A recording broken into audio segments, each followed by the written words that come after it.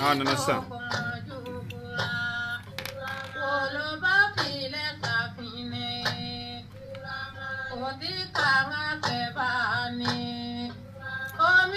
Aywa nin de baasi an bɛ foli ni tanni bila ka taa an lamɛnjɛrɛ jɛkulu cɛ muso denmisɛn mabakɔrɔ bɛɛ lajɛlen la Sidiki i ni Suama denbaya bɛ di kɔri baasi tɛ yen tɔɔrɔ foyi tɛ alhamdulillah o diyara n ye kojugu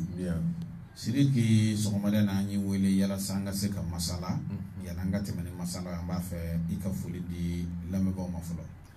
Bibili mi lamɛnbaga bɛɛ lajɛlen fo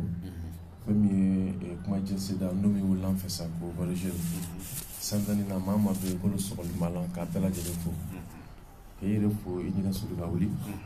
an ka kewele kɛ n'o ye an ka nɛgɛ karafe jiri maa min bolo kewele kɛ awɔ k'a fo k'a waleɲuman dɔn o ye min jira min yɛrɛ fɛnɛ fo fɛnɛ n'o bɔra yen n bɛ foli belebele se an bɛ don min na i ko bi Yiribakɔrɔ mɔgɔw ma olu de fɛnɛ maa ye minnu sɔnna ka fara an kan fɛn bɛ ka jɔ min na Facebook la ka se ka a ko sinsin o santani na fɛn bɛ groupe WhatsApp Sirikal 1 ni Sirikal 2 an bɛ ka tɛmɛ o fɛnɛ kan direct la ok nin waati na an bɛ foli di bɛɛ lajɛlen ma Sidiki filɛbagaw fɛnɛ an bɛ direct la Facebook kan sisan ayiwa ka se ka masala in lamɛn baro kunfɔlɔ ye min y'an ka jamana ye n'o ye awa Mali yɛrɛ ye an y'an ka yɛrɛma hɔrɔnya 22 septembre fêtew kɛ siɲɛ 58 yɛrɛ ayiwa min ye yɛrɛtigiya ye souveraineté nationale internationale min ye ɲɛfɔli ye dɔɔni sababu yɛrɛ min nana n'a ye 22 septembre yɛrɛ ka na 1960 Sidiki an b'a fɛ ka dɔ fɔ o la fɔlɔ. N'i y'a mɛn ko 22 septembre i b'a dɔn septembre an b'o fɔ an ka kan na ko tulafin o tuma daminɛ tari kɛ a kalo tile 22 n'o kɛra san 1960 a mana a yɛrɛ ma cogo jumɛn na parce que a bɛ tali kɛ fɛn de la fɛn min ye u bɛ an ka dɛrɛya ko fɔ ni mɔgɔ dun ye dɛrɛya ko fɔ o b'a yira k'a fɔ ko i tun bɛ bolola de anw tun bɛ bolola o sɔrɔla mun fɛ o sɔrɔla fɛ komi dɔfɔ b'a la kale cogo min na ko anw ka jamana baw n'an f'o ma ko les nations les empires les royaumes i bɛna ye k'a fɔ faransikan na o tuma olu de nana bi olu binna o la i bɛna ye k'a fɔ o nɔ kan farajɛ ye sebaya sɔrɔ sebaya min n'o sɔrɔla fɛ sa a nana ye k'a fɔ anw tora farajɛ bolo a bɛ daminɛ kumadaw cogo la dɔw bɛ se k'a fɔ ko san 75 dɔw bɛ se k'a fɔ ko san 80 dɔw bɛ se k'a fɔ ko san 85 i bɛna ye sisan k'a fɔ wulikajɔw de kɛra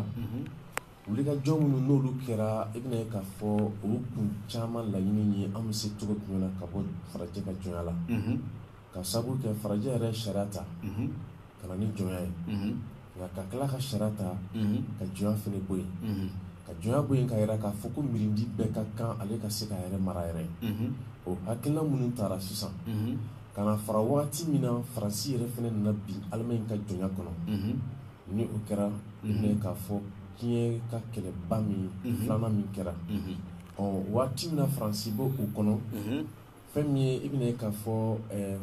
dɔw de bɛ yen nɔ ko wagati y'a sɔrɔ farafinna maa min bɛ yen nɔ ni o ye farafin ye min ye farafin gouverneur ye n'u tun b'a wele ko a tɔgɔ bɛ ka isafu dɔɔni ale ni Blaise Diagne bɛɛ ye mɔgɔ fasugu kelen ye Blaise Diagne ale ye Sénégalais donc i bɛna ye k'a fɔ ko wulikajɔw kɛra ka se ka farafin bila u ka taa faransi bɔ bolo la faransi bɔli min kɛra bolo la sa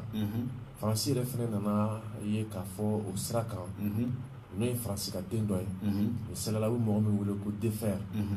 Defer de sariya ta ka taa Assemblée nationale la ni faransi assemblée k'a fɔ ka kan an ka farafin ka yɛrɛmahɔrɔnya d'u ma o waati kɔnɔ général de Gaulle fɛnɛ nana yanni ale ka sariya bɛ sigi sen kan général de Gaulle nana sira ɲɛ dɔ fɔ n'o bɛ tali kɛ k'a fɔ ko loi cadre parce qu'il y avait loi de défer mais général de Gaulle nana kɛ ko loi cadre ye o kɛra o sigira sen kan ka na a bɛ fɔ min ma ko référendum n'o bɛ tali kɛ k'a fɔ ko kandi o kandi général de Gaulle nana sira saba de don an kɔrɔ a fɔlɔ ye jumɛn territoire ou département d'outre-mer an bɛ kɛ Faransi ka denw ye minnu sigilen don dugukolo kan dugukolo min n'o ye Faransi ka dugukolo ye nka a tɛnkunen tɛ Faransi dugukolo yɛrɛ la walima a bɛ fɔ min ma ko communauté n'a fɔ ma ko état associé au sein de la communauté franco-africaine i bɛna ye k'a fɔ ni an ni Faransi bɛ to jɛɲɔgɔnya dɔ kɔnɔ o jɛɲɔgɔnya fana tun ye sira fila ye filanan ye ni sira fila fɛn fɛn filɛ nin ye ninnu bɛɛ tun bɛ tali kɛ fɛn la min bɛ wele ko autonomie o bɛ na fɔ DRA min don a ma lafa ten nka a bɛ fɔ min ma ko indépendance totale an nana o de ta le 22 septembre 1960 nka o kɛra mun dɔ kan o kɛra tuma min na a nana ɲini an ka jamana ninnu kɔnɔ n'o ye Mali Burkina Sénégal Benin olu jamana damadɔ y'a ɲini k'a fɔ k'an bɛ taa ɲɔgɔn fɛ an ka DRA tali la n'o tun ye fédération hakililaw ye nka ninnu bɛɛ nan'u fori ka bɔ yen fo k'a to Mali ani Sénégal Mali ni Sénégal fɛnɛ sa i bɛna ye k'a fɔ nin loi in kɔfɛ n'o kɛra loi cadre ye référendum kɔfɛ ani Sénégal taara tuma na sa indépendance la a bɛ fɔ o ma ko fédération du Mali o sigilen a nana ye k'a fɔ ko Faransi ka ŋaniya kun tɛ o fédération ko ka to sen na c'est pourquoi a ye fɛn min ye u ka cɛba dɔ n'a bɛ wele sa ko u ka fɛn na u bɛ min wele ko colonel Etienne de Bolander o colonel Etienne de Bolander Faransi de ta k'o kɛ ambassadeur ye Dakar et tuma a bɛ fɔ min ma fana ko commandant de gendarmerie o tun ye colonel Pierre ye nin bɛɛ tun ye Faransi ka maaw de ye maa minnu bɛ yen nɔ n'u ka baara yɛrɛ ye u bɛ se ka jamanaw ci cogo min na donc mission tun bɛ ninnu bolo kalo saba dɔrɔn u ka se ka fédération ci nka u ye fédération ci dɔgɔkun fila awɔ y'a ci dɔgɔkun fila o fédération cili nana wolo mɔgɔ bɛ se k'a fɔ coup d'état fɔlɔfɔlɔ min kɛra Modibo Keyita la o kɛra 19 20 août 1960 o coup d'état fɔlɔ de kɛra Modibo Keyita la o de nɔ kan sa an nana ye sisan k'a fɔ ko an ni Faransi ka jɛɲɔgɔnya fɛn fɛn bɛ nafa foyi t'a la o nɔ kan a nana ye k'a fɔ ko an b'an ka yɛrɛ DRA yɛrɛ ta n'o ye indépendance totale ye o de kɛra le 22 septembre 1960 an bɛ se k'a dɔn u y'a ci cogo di wa dɔgɔkun u y'a ci cogo min na o tɛ dɔwɛrɛ si u ye coup d'état a bɛ fɔ min ma ko coup d'état militaire yɛrɛ ninnu de taara olu de taara ka komi fɛn min ye colonel Pierre ale tun ye gendarmerie de Dakar o ɲɛmɔgɔ de français don awɔ français don min tɔgɔ sisan ko fɛn min fɔ ko colonel Etienne de Bolander ale tun ye ambassadeur ye mais militaire fɛnɛ tun don donc olu yɛrɛ de taara y'o sɔrɔ su yɛrɛ de kɛmɛ ka Modibo minɛ k'a don terrain kɔnɔ ka na n'a ye oui a kɛra ten de u yɛrɛ ka gafew bɛ min fɔ kɔni u yɛrɛ ka gafew awɔ tɛ tɛmɛ o kan parce que n y'o de f'i ɲɛna farajɛ ye ɲuman kɛ o a b'a sɛbɛn o ye tiɲɛ a juguman kɛ o a b'a sɛbɛn o ye tiɲɛ Kuyate ayiwa Sidiki Kuyate n'o tɛmɛna ka bɔ yen bi an bɛ se k'a fɔ min ye an ka Mali ye k'a fɔ a y'a ka indépendance yɛrɛ bɛɛ lajɛlen sɔrɔ wa i n'a fɔ politique ko sira kan ani sɔrɔko sira kan n'i y'a mɛn ko indépendance totale indépendance totale ye fɛn de ye min bɛ wele a bɛ fɔ min ma ko sisan tɔgɔ dira ma ko Félix Eboye n'ale de kɛra sababu ye ka farafinw la mobiliser ka se ka na ni ka dɛmɛ don Faransi ma n'i y'a mɛn ko indépendance totale o bɛ tali kɛ aw ka DRA la bɛrɛbɛrɛli sira kan n'o ye politique ye namu sira kan n'o ye culture ye ka taa a bɛ fɔ min ma kɛnɛyako sira nafoloko sira ka taa a bɛ fɔ min ma a yɛrɛ ka jamana kɔnɔ fɛn o fɛn bɛ yen nɔ n'aw ka miiri de kan ka se ka jɔ kan aw ka mɔgɔninfin taabolo la a k'o bɛɛ k'aw yɛrɛ ta ye o de ye indépendance totale ye i bɛna ye k'a fɔ ni maa min ye jateminɛ kɛ anw ka indépendance ko la waati min na a bɛ taa Modibo Keyita ninnu fɛ u hakili tora nin bɛɛ lajɛlen na o la yaasa maa bɛ se k'a faamu dɔɔni jamana a sigi cogo ma a bɛ sigi gabulu saba de kan o de kama fɔ ko l'état est un système artificiel politique, économique et parfois militaire. Donc on va dire qu'à faut que jamana est fin la benende. Fin min la benendo il n'est qu'à faut avec la ben politique. Avec former ma soro. On avait formé ma qu'à faut que tchao ka soro kono munu be no le wala kana. O de jamana yɛrɛ bɛ sigi kakulu 3 min kan. Ni jamana bɛ sigi o kakulu 3 kan. A nana ye k'a fɔ anw ka indépendance talen. Modibo Keyita ninnu ka miirina fɔlɔ dɔ kɛra jumɛn ye? O ye an bɛ se cogo jumɛn na k'an ka armée sigi sen kan. O armée sigili sen kan. O kɛra le 1er octobre. I bɛna ye k'a fɔ 1960. Octobre kalo tile fɔlɔ. An ye armée sɔrɔ an yɛrɛ bolo. O la, o san filanan min dar'o kan. Faramali. Le 1er juillet 1962. An ye Faramali créé. N'o y'an yɛrɛ ka nafolo ye. A ma kɛ ten dɛ. Parce que a nana ye k'a fɔ san fila mara min san fɔlɔ-fɔlɔ min na an ye san 1 min kɛ. K'an to a bɛ fɔ min ma Faransi ka bolo. An dun bɔra communauté kɔnɔ.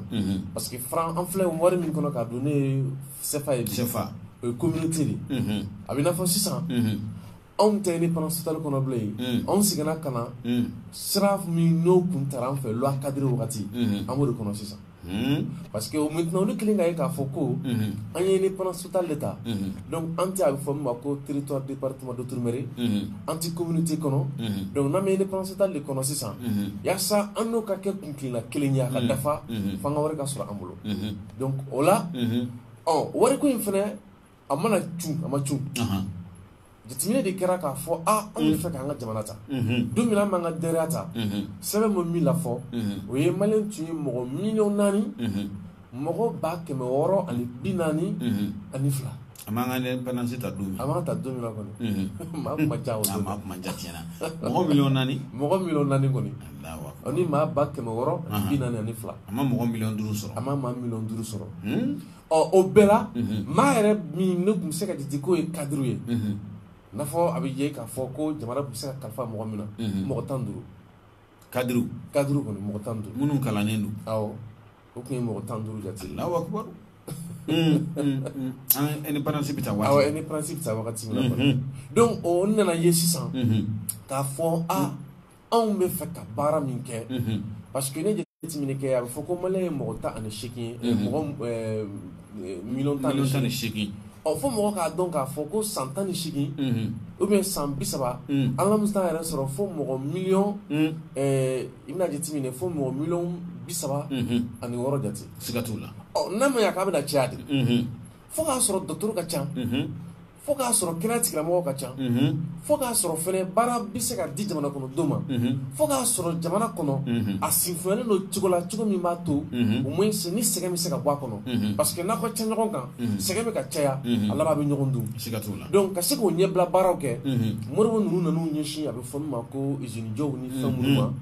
A nana ye k'a fɔ ko FMI ni Banque mondiale ne wele ko institution de Bretton Woods. Olu ka laɲini ye min ye. Juru 2 de b'olu bolo. A juru fɔlɔ-fɔlɔ ye jumɛn ye? Ko prêt d'investissement. N'o ye juru bi ju la min b'a to n'i bɛ se ka taa baara kɛ. Awɔ. Juru filanan ye jumɛn ye? Ko prêt d'ajustement structurel. O prêt d'ajustement structurel ye jumɛn ye? Awɔ. O ye an bɛ juru don i la nka i bɛ nin tɔnɔmada an ye. O don y'a sɔrɔ fɛn yɛrɛ t'an bolo jamaw k'a tɔnɔmada. An b'o sɔrɔ an tɛna. An bɛna an yɛrɛ tɔnɔmada. O fana an yɛrɛ tɔnɔmada. Donc a nana ye k'a fɔ olu filɛ taabolo min kɔnɔ nafoloko sira fɛ an ka bɔ ten na. O de kama an yɛrɛ nana an ka wari dilan an yɛrɛ ye. Wari dilan n'o hakilina de kɔnɔna na. O bɛ cogo min na a nana ye k'a fɔ n'i ye nin. O de kɛra Mali wari ye. Mali wari kɔni Mali wari dilan n'o dilancogo de la. Donc o donni ma a nana ye i bɔra k'a fɔ i ka kuma kɔnɔna na sisan ko souveraineté nationale o ni souveraineté internationale. N'i ye nin fɛn 2 fɔ tuma dɔ la mɔgɔw b'u don ɲɔgɔn na k'a sɔrɔ fɛn dɔw kan ka bɔ ɲɔgɔn na parce que souveraineté internationale kɔrɔ ye min ye o ye anw ni jamana wɛrɛ ɲɔgɔn cɛ diɲɛ sariyaw ɲɛkɔrɔ an bɛɛ kan ka minɛ cogo kelen de la. Parce que a bɛ fɔ o ma ko légalité. Kosɛbɛ. Voilà. Donc o la souveraineté interne a fɔ o ma ko nationale ou bien souveraineté interne o ye anw ka jamana kɔnɔ k'o kan ka latigɛ anw yɛrɛ ka laɲini cogo de ma. Maa man ka se cogo si la ka se ka dankari o la. O la a bɛna ye k'a fɔ jamanaw bɛ jɛ diɲɛ kɔnɔ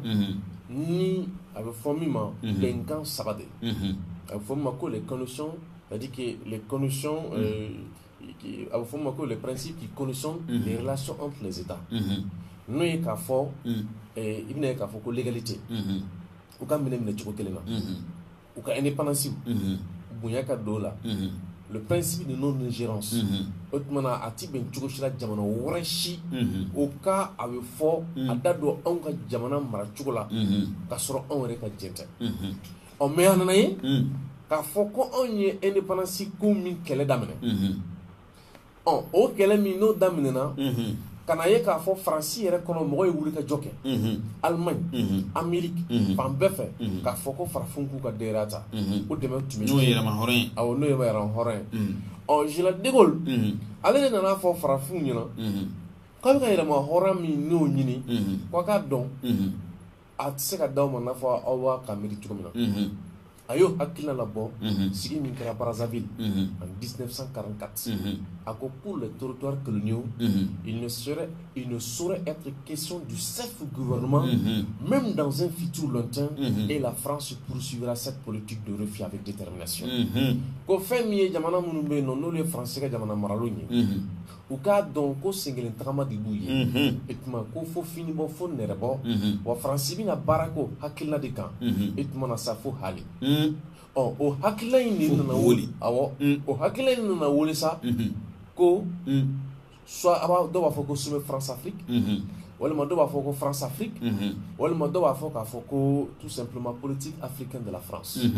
o min b'anw da la bilen bɛ o de kelen bɛ k'an ka indépendance buruja ne de kelen bɛ k'an ka indépendance yɛrɛ buruja ouais ne kelen bɛ k'an ka indépendance buruja oui fɛɛrɛ foyi tɛ sɔrɔ fɛɛrɛ bɛ se ka sɔrɔ a la kɛlɛw bɛ sen na ka se k'a ɲɛfɔ mɔgɔw ɲɛna mais problème kɛra jumɛn ye Mali yɛrɛ politiki mɔgɔ caman de bɛ yen minnu bɛ yen nɔ ni olu da tɛ don a la n'u caman bɛ yen i b'a sɔrɔ u b'a miiri u b'a fɔ mɔgɔw ɲɛna n'a fɔ a tɛ yen alors que Macron ye tagali dɔ kɛ Burkina Emmanuel Macron a kɛra salon novembre kalo la a k'o tagali senfɛ Burkina a nana fɔ j'annonce la fin de la politique africaine de la France ko fɛn min ye politique min bɛ Faransi ani farafina ɲɔgɔn cɛ k'ale b'a fɔ k'a banna n'i y'o kuma fɔlen n'a kɛra k'a banna ye se k'a tun bɛ yen n'a kɛra k'a ma ban ye k'a kɛra dalafɔlen ye se k'a bɛ sen na nka Macron yɛrɛ ye mun fɔ ka politique ma jango a ko il y a eu des fautes ko filiw kɛra des crimes ko fagaliw kɛra des combats ko kɛlɛw kɛra des grandes choses ko kobaw kɛra des histoires heureuses ko kɛra minnu bɛ mɔgɔ nisɔndiya a ko mais ma conviction est que notre responsabilité n'est pas de rester dans ce passé mais ko min lamini don ale ma o ye anw ka se ka fɛɛrɛ kɛ an kana to ni kɔrɔlen in kɔnɔna na donc k'an to ni kɔrɔlen in kɔnɔna na indépendance tɛ an bolo bi indépendance t'an bolo bi indépendance t'an bolo bi i bɛna ye k'a fɔ sisan anw ka jamana ninnu kɔnɔ fɛn dɔ de bɛ an b'o faamu o ye i b'a sɔrɔ irisiw bɛ américains jalaki américains bɛ irisiw jalaki faransɛw bɛ alimanw jalaki alimanw bɛ faransɛw jalaki o bɛ bɛn jamanaw ni ɲɔgɔn cɛ mais farafinna kɔnɔna na fɛn dɔ de kɛra anw ka ko la fiɲɛ ye o ye jumɛn ye o ye anw ka jate la k'a fɔ jamanaw bɛ surafɛn minnu di parce que mɔgɔ k'a dɔn ko surafɛnw la belebele farafinna kɔnɔ u bɛ fɛn min wele ko aide publique au développement o de ye surafɛn la belebele ye cogo di ta an kɛra mɔgɔ sigi o surafɛn min ni o filɛ nin ye ne bɛ ka di an ma farajɛw ka dɔnnibaw nana bɔ n'a ye k'a fɔ ko n'i bɛ se ka c'est à dire farafinna yɛrɛ ci kuma yɛrɛ fɔ k'o de b'a ci misala la fɛn min ye François Bayrou alors que la France a une part de responsabilité dans l'effondrement de l'État malien. Elle a soutenu dans les années 80 des programmes d'ajustement structurel d'inspiration néolibérale qui ont détruit l'école, la santé publique, ont ainsi ouvert une voie royale aux institutions islamiques de substitution. Elle a endossé la libéralisation de la filière coton,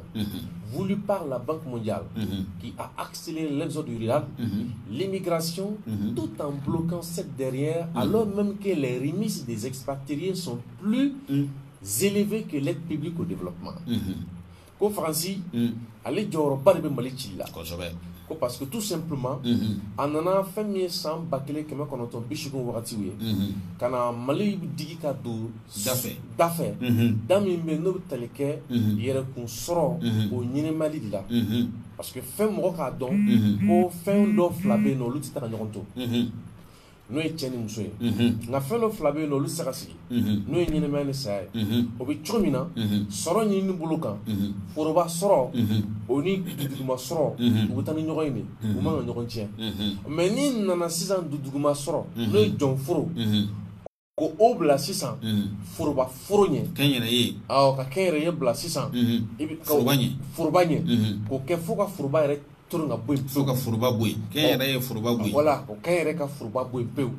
donc ko o min de kɛra sa i bɛna ye k'a fɔ ko nana wolo ekɔli tiɲɛni a bɛ kɛnɛya ko tiɲɛni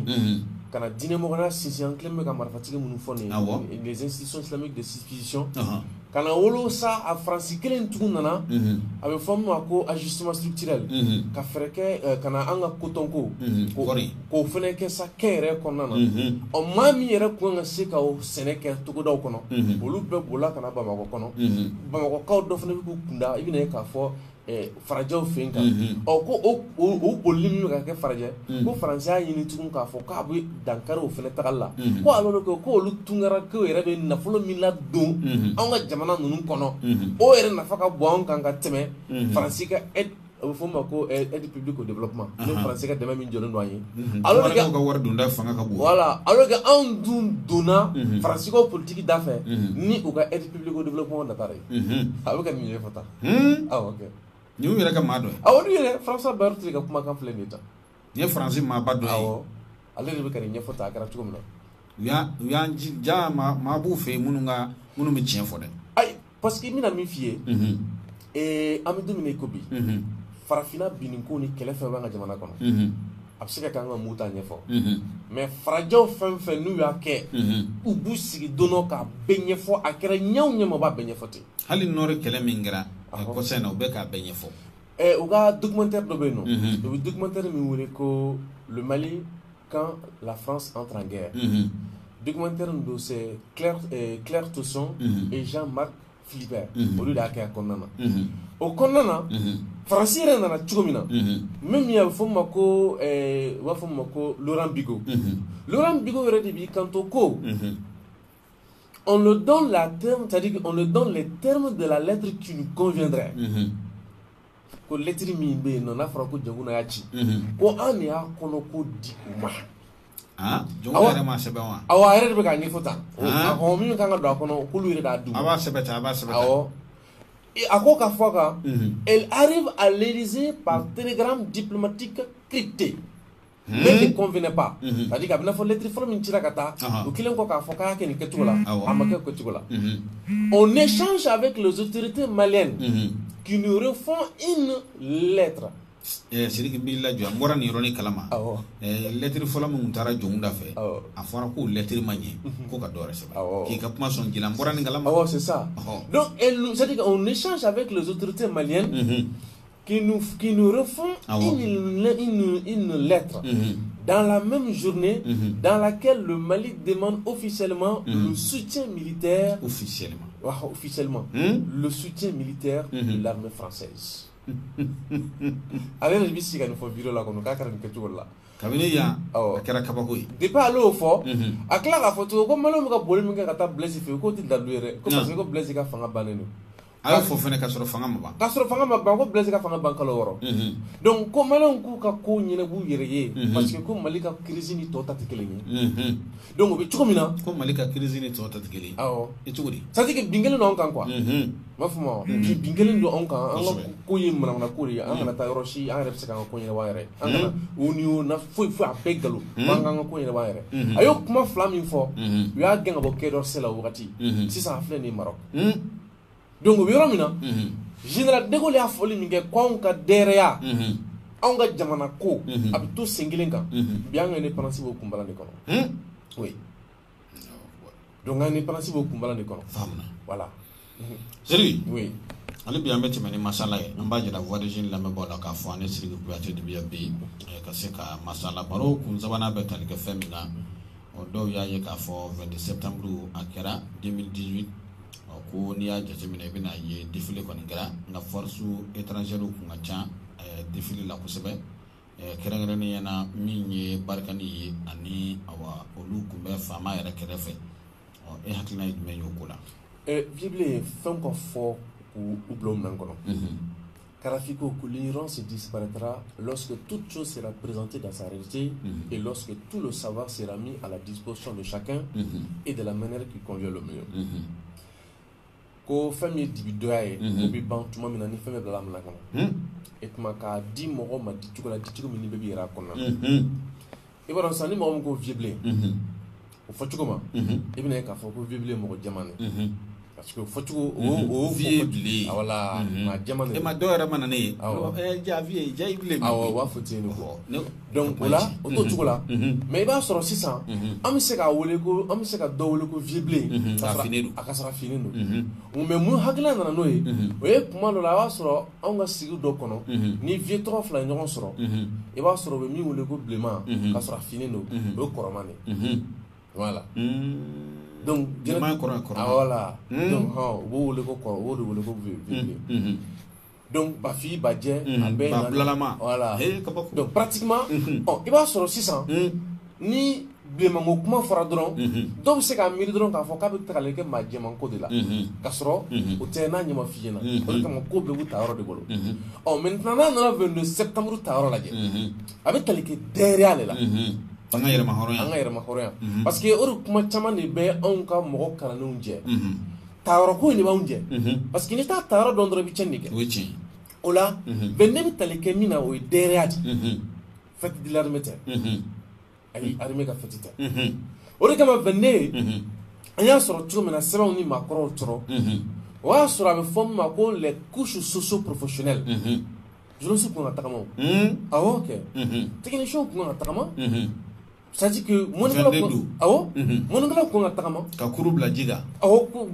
ka kuru bila jiga ko e bina ka fo tout sénégalaw bagam abek nga teka tagama donc vende bi sigilindo jamana yɛrɛ fɛn fara ɲɔgɔn kan no be jamana ka deriya ko fɔ ko bɛɛ mankutu ko bɛɛ majamu ka baarakɛtaw minnu bɛ n'o kɛra k'olu ɲɛfɔ min y'o tɔgɔ jɛ k'o ɲɛfɔ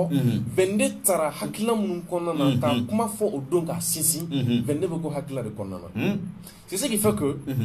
i bɛna ye k'a fɔ n'i ye jateminɛ kɛ an ka jamana kɔnɔ don min na anw ye faransi gɛn n'o kɛra le 20 janvier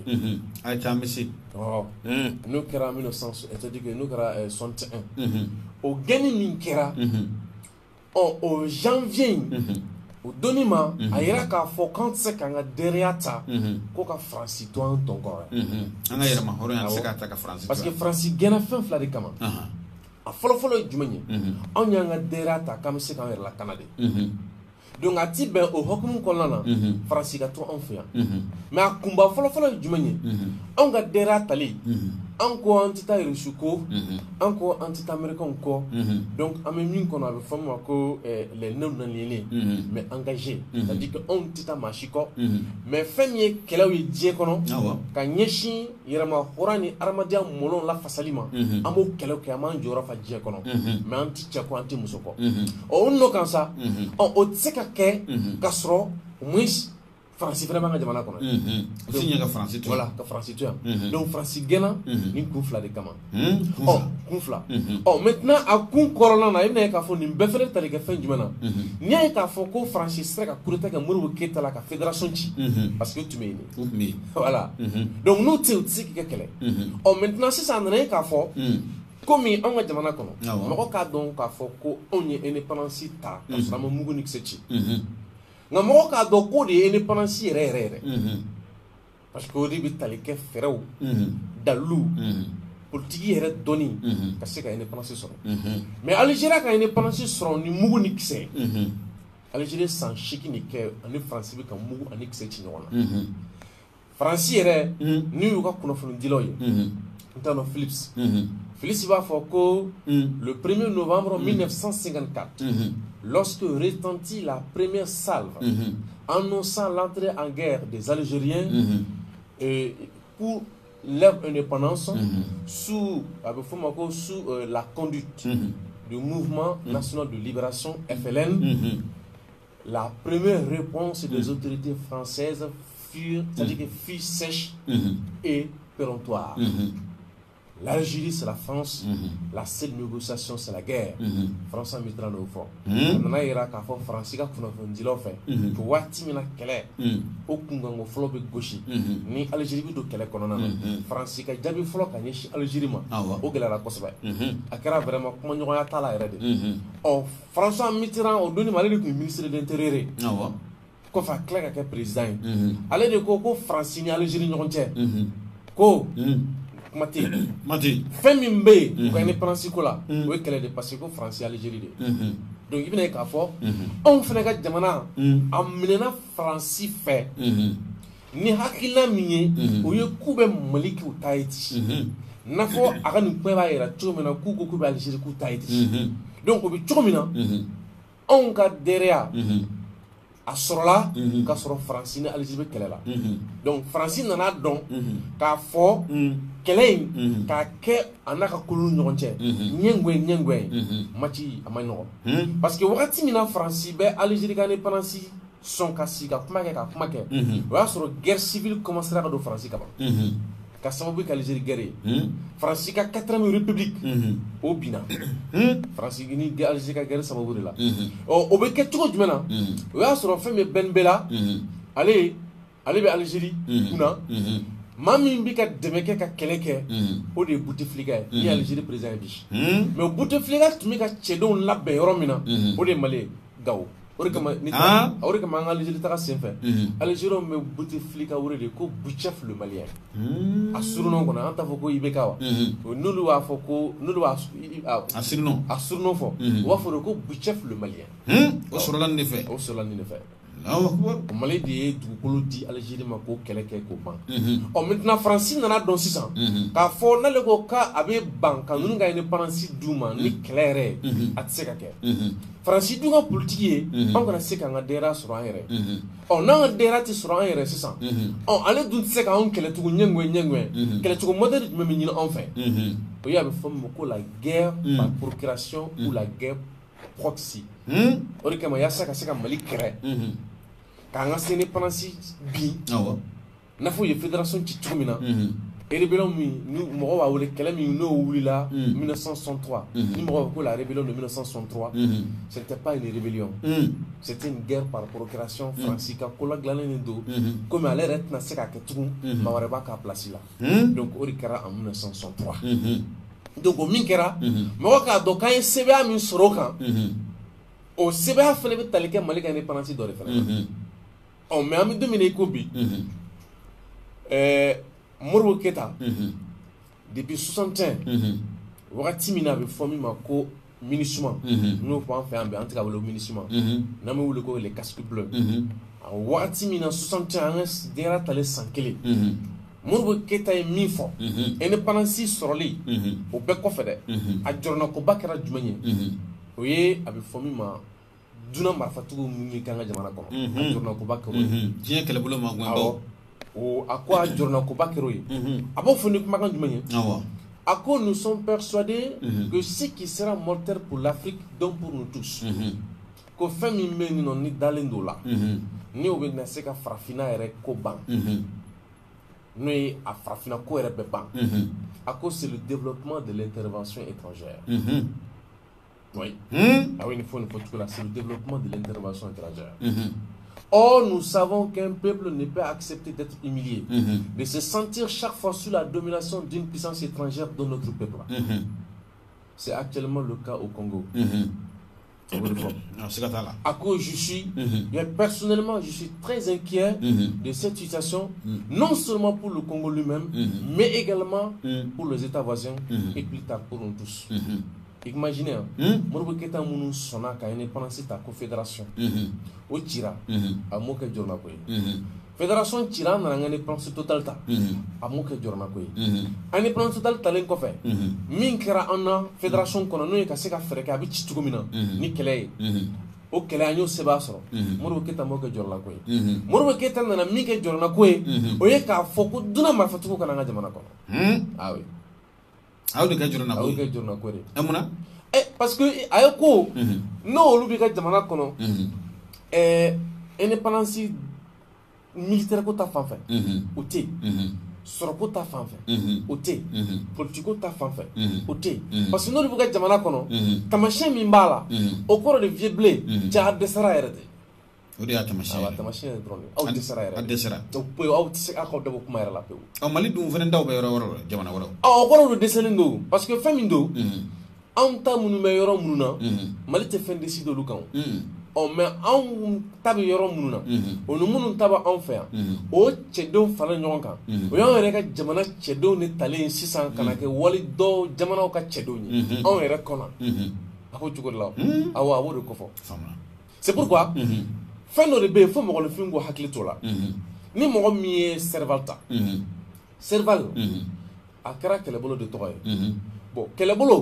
a bɛ tɔgɔ min ta a bɛ baara kɛ n'o hakilina de mais ni anw ma hakilina ko jateminɛ ko la kojugu don dɛ kojuguba parce que Serval ye sogo de ye a bawuli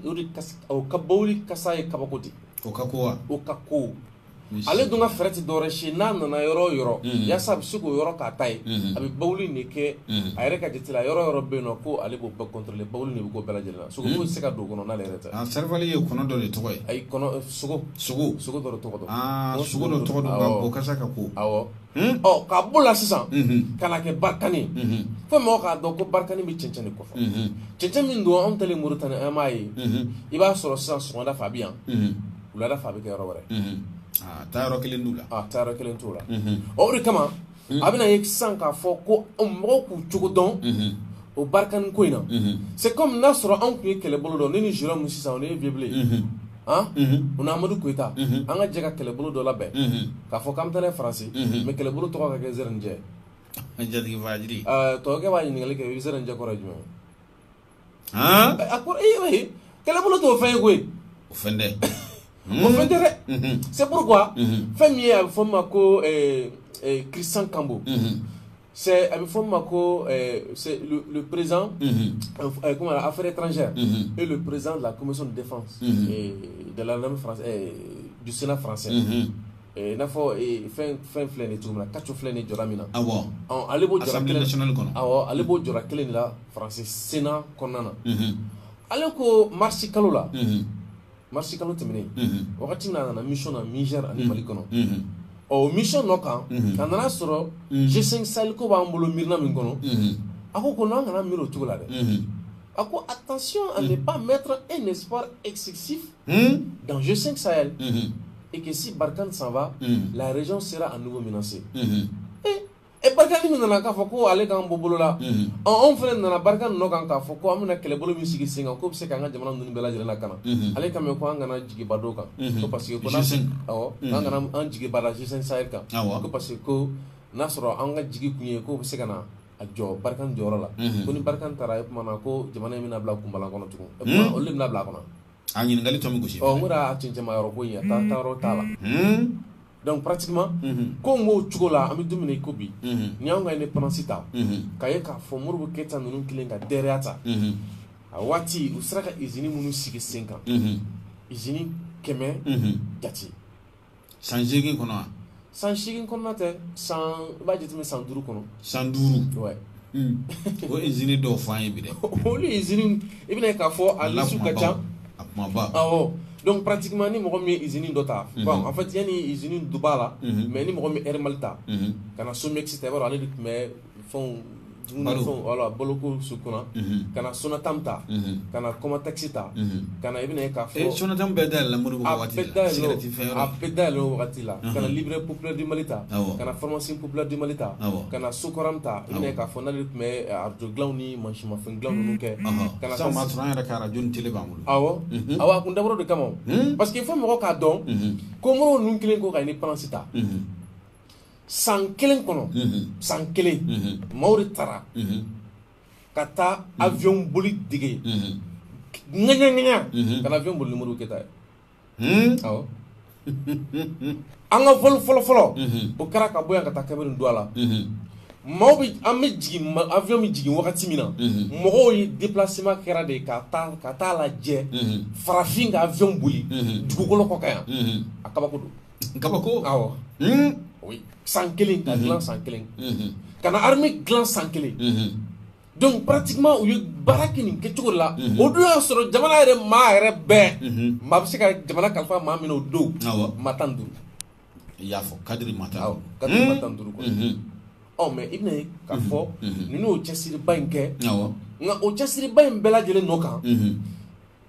fɛn min ye a bɛ fɔ min ma ko sisan faransi RFI yɛrɛ kɔnɔ u ka défense nationale archive bɛ ka bɔ n'a ye coup d'état kɛra cogo jumɛn na Moribo la le 19 novembre 1968 o de bɛ ka bɛɛ ɲɛfɔ a bɛ ka bɛɛ ɲɛfɔ o de bɛ ka bɛɛ ɲɛfɔ a kɔnɔ sisan parce que n y'o f'i ɲɛna u b'a fɔ u b'a fɔ u b'a sɛbɛn k'a da ayi u b'a fɔ o de kama anw ye lettre dɔ ci kɔsa in na Emmanuel Macron ma lettre in ci kun de b'a la parce que a kun ye ni ko dɔ kɛra ko dɔ bɛ ɲɛ sɔrɔ an yɛrɛ ɲɛ b'a la sisan u ka kunnafonidilaw bɛ ka wuli k'a ɲɛfɔ ko cɛ tɔgɔ Mamadu Faransi bɛ ka politiki min ɲɛsin Mali ma bi Maliyɛnw t'a fɛ tugun c'est-à-dire que a bɛ n'a fɔ sisan ko Faransi jɔyɔrɔ bɛ ka dɔgɔya Mali kɔnɔ bon an mago bɛ o kuma de ka fɔ o ka si dɔn François yɛrɛ Macron yɛrɛ ye lakɛli minnu kɛ Faransi ka politiki la politiki min sigilen don crime kan fagali kan awɔ a yɛrɛ de bɛ k'a ɲɛfɔ ta sigilen n'o de kan mais ale ti fɛ an ka t'o kɔnɔ n'ale ti fɛ an ka t'o kɔnɔ et tuma ni ɲini kɛra sigi n'i y'a kelen ka kuma fɔ o b'a yira quelque part ko tɔɔrɔ dɔ de selen don Faransi yɛrɛ ma a n'a ka politiki ɲɛ o de kama anw ye Nations Unies écrit siɲɛ 2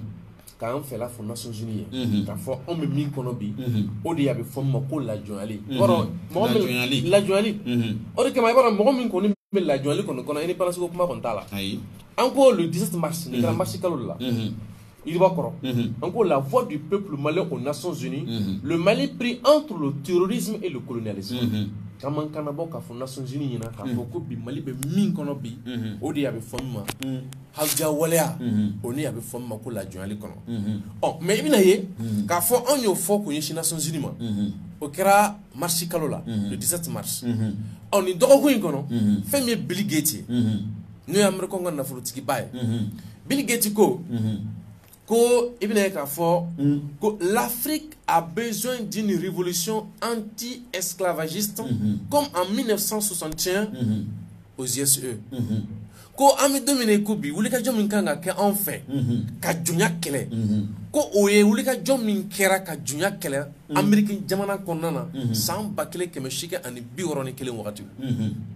Bill Gates ko ten ni y'a yɛrɛ foto ye awɔ nin y'a ni Macron foto ye donc i bɛna ye k'a fɔ ale ye nin fɛnɛ kɛ ka ɲɛsin Faransi ani Macron ma ka tila k'a ɲɛsin i bɛna ye k'a fɔ Nations Unies ma k'a yira k'a fɔ ko Nations Unies fɛnɛ mɔgɔw pour que ka yirila k'a fɔ ko Modibo Keyita ye kuma min fɔ o kuma sababa don Bill Gates nana sigi o kan Bill Gates ye min fɔ a ko le patron de Microsoft nin ye journaliste ka lakɛlɛcogo ye demande aux dirigeants des Nations Unies qui ne sont qu'un repère de criminels sanitaires. Repère ye kungo kɔnɔ kungo sugujugu daga yɔrɔ de criminel sanitaire o ye a bɛ ye k'a fɔ ko mɔgɔ min ye kɛnɛya tigilamɔgɔ ye mais ni ci wɛrɛ foyi t'a la dɔgɔtɔrɔso kɔnɔ mɔgɔ faga kɔ komi a yelen don cogo min na k'a fɔ ko Nations Unies mɔgɔ ninnu ɲɛsinnen don bɛn nale de ma mais ni ci wɛrɛ foyi t'u la t'a dɔn ko jamana kɔnɔ a bɛ mun fɔ leur rôle est de donner plus aux plus riches en appauvrissant les autres donc k'u ka baara tɛ dɔwɛrɛ si ka nafolo cɛ dɔrɔn k'a di nafolobatigiw ma fantanw kɔni bɛ t'u ka fantanya kɔnɔna na donc ale ye min ɲini u fɛ k'u k'u hakili to u ka nin sigi min bɛ ka kɛ sisan o sigi nɔ kan u k'u hakili to u bɛ se ka fɛɛrɛ kɛ cogo min ala ni tiɲɛ la fantanya kɛlɛ la ka bɔ farafinna kɔnɔna na donc ale ka kuma ni Modibo Keyita ka kuma Nations Unies b'i ka jamana kɔnɔ a bɛ tali kɛ fɛn min na donc i bɛna ye k'a fɔ fɛn dɔ minnu bɛ tali kɛ ɲɔgɔn na donc o b'a yira k'a fɔ anw bɛ wuli ka jɔ fɛn fɛn la bi an bɛ laseli fɛn fɛn la bi o ye anw ka se ka kow ye u minɛn kɔnɔ parce que n'i y'i ka dayiran ta a bɛ fɔ min ma jeliw ka fɔ la ko maa min ye jɔnya kɛ ka na hɔrɔnya kɛ o bɛ danfara dɔn jɔnya ni hɔrɔnya ɲɔgɔn cɛ maa min ye hɔrɔnya kɛ ka na jɔnya kɛ o bɛ danfara dɔn jɔnya ani hɔrɔnya ɲɔgɔn cɛ la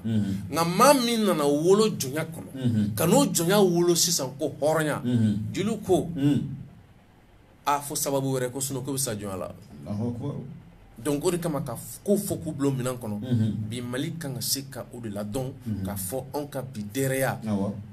komi n'a fɔ i bɛna Macron a ka na waatinin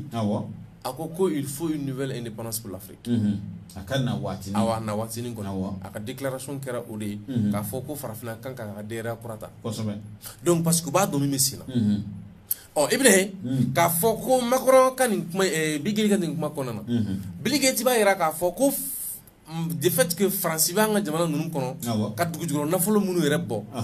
a kan ka se ka min yɛrɛ labila o hakɛw a bɔli hakɛw pourcentage b'a n'u ɲɔgɔn cɛ o tɛ dɛ hakɛ de b'a bɔli fɛnɛ na diɲɛ maa yɛrɛ kelen bɛ ka sariya sigi min na parce que n'a bɛ bɔ a bɛ na ni a bɛ f'o ma ko banda n'o ye climat ye o kalali minnu olu lasali ni olu bɛ se ka labɛn cogo min na jamanaw fɛ jamanaw yɛrɛ fana bɛ se ka ninakili cogo min na hakɛ min yɛrɛ kan ka se ka sara Faransi fɛ o la ko hakɛ yɛrɛ o bɛ se ka anw bɔ nɔgɔ la ka sago anw bɛ sɔn ka don Faransi fɛ dajugu bɛɛ fɛ ni a ka aide publique au développement ye o yɛrɛ nafa ka bon an kan n'o yɛrɛ o dun b'an ka jamanaw ci de o b'an ka jamanaw ci de ɔ mais i bɛna ye k'a fɔ ko nafolo min bɛ di anw ma k'o y'an dɛmɛ nafolo ye o kɛra surafɛn de ye o b'a to hali an yɛrɛ ka hakɛ ye min ye an tɛ se k'a minɛ donc o b'a yira sisan k'a fɔ anw ka politique interne politique externe a bɛɛ ladannen don maa wɛrɛ de fɛ ni jamana b'o cogo la a dun fɔra ne ka kuma daminɛ na sisan ko jamana sigi cogo ma a bɛ sigi gakulu saba de kan kosɛbɛ politiki wari o ni kɛlɛcɛw ɔ mais anw ka politiki bɛ cogo jumɛn o t'anw ta ye an ka wari o t'anw ta ye kɛlɛcɛw bilama Mali kɔnɔ yan bɛ n'a sɔrɔ an ka sɔrɔsiw don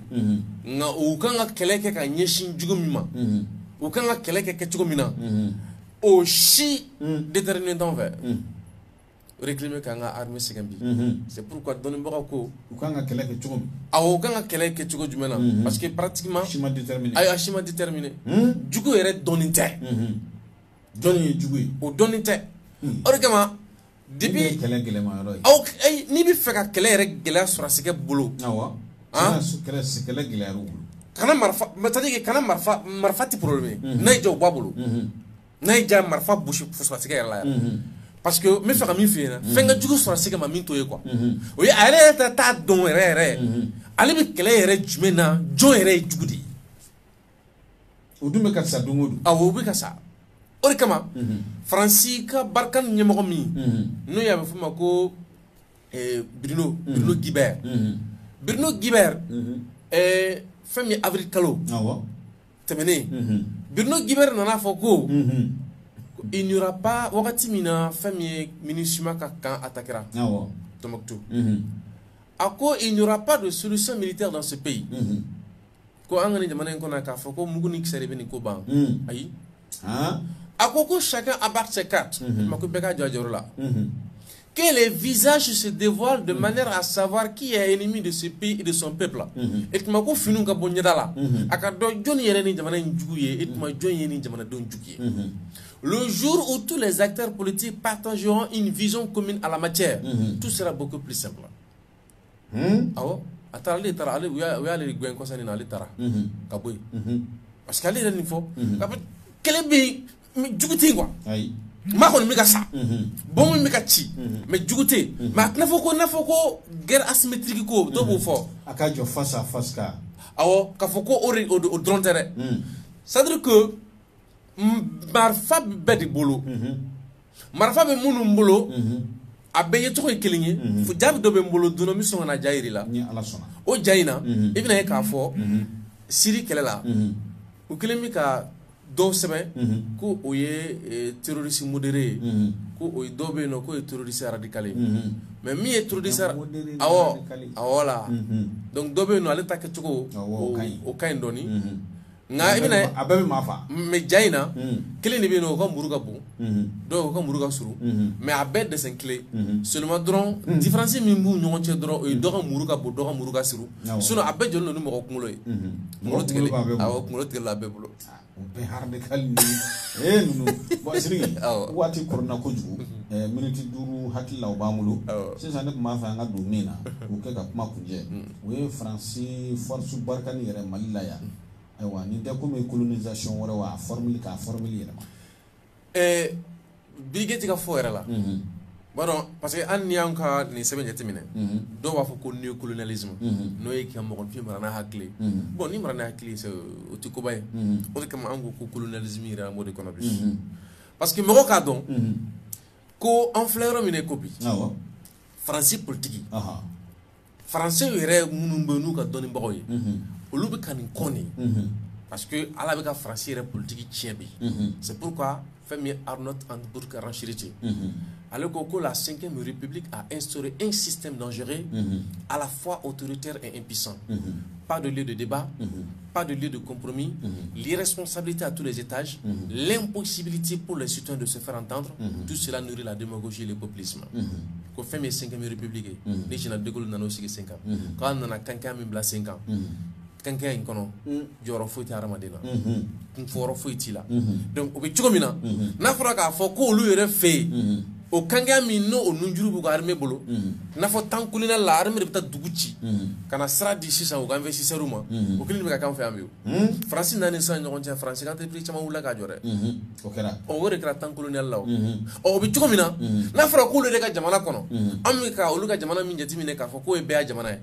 o déjà que o lu de ka politique min nyeshini ndo ni na nyona shuma o lu ka jamana do mi ka klo koro o surtout nali ndum kiran fe no nuy ka suka haka la fasana fu ma wakati na jwa konna donc anga donc a fo hakili bala Macky Sall yere de la ka fo François Hollande ka jere do sinfe ko matériel mun be kana sisa ko kele ga minonde ko me kiba soro dugu minonde ka chala afo a kele nga fo ibna ka fo sisa ibna Jean-Luc Mélenchon ale nana fo ko sadanina ko me ko e kala jamam na folo mi yere bi do barkanna ko o na folo yere o ka cham mali yere bolla nogalama nafolo min bi do barkani yɛrɛ la o ka ca ne ko hakili bila dɔɔni ko nafolo da fɔ an ye wa bon a ma da préciser kosɛbɛ o de kama sisan an ka don kibaru an bɛ fɛ alamisa nata komi question tɔ ye 6 ɲɔgɔnna ye a bɛ s'o ma ayiwa an bɛna an da don la k'a bɛɛ walawala ni ala y'a to sera ka waati sɔrɔ o la alamisa don an kana ɲɔgɔn sɔrɔ 8h baasi tɛ inchallah n'ala sɔnna i ka kumakan laban n bɛ foli kɛ ka se bɛɛ lajɛlen ma donc ka yira mɔgɔ la k'a fɔ sa ko an tulo garisɛgɛ kɛra min ye bi o de ye nin ye merci i bɛ baara in ɲɛdɔn k'a tigɛ a diyara kɔni an ka foli bɛ ka taa bɛɛ lajɛlen ye nin waati